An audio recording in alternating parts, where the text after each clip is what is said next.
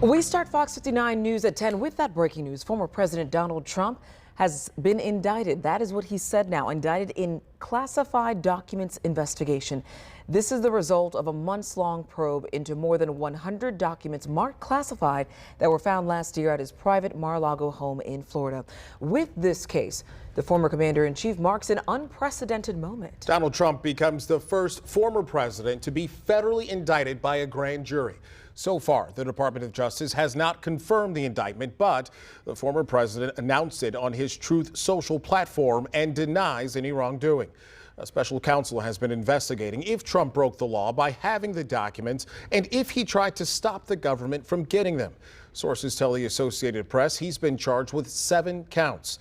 The charges are currently under seal. Now, the former president says he's expected to be in court in Florida early next week.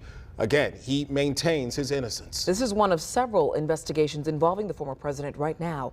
In April, Mr. Trump was indicted in New York in an investigation into hush money payments made to an adult film actress during his 2016 presidential campaign. He was indicted on 34 felony counts of falsifying business records. He pleaded not guilty and is expected in court again in this case in December. He also is under investigation in Washington, D.C. and Georgia as authorities investigate whether he tried to overturn the 2020 election. And he faces a civil case in New York involving the Trump Organization and is appealing after being found liable for battery and defamation in another civil case. Former Vice President and former Indiana Governor Mike Pence addressed the possibility of his former boss being indicted earlier today in Iowa. These remarks came before the news broke of the indictment.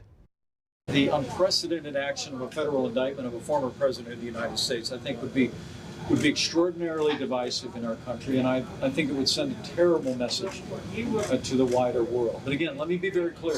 No one's above the law. And if the Department of Justice chooses to move forward with an indictment, I would hope that it would meet the very high threshold for the unprecedented action of a federal indictment against a former president of the United States.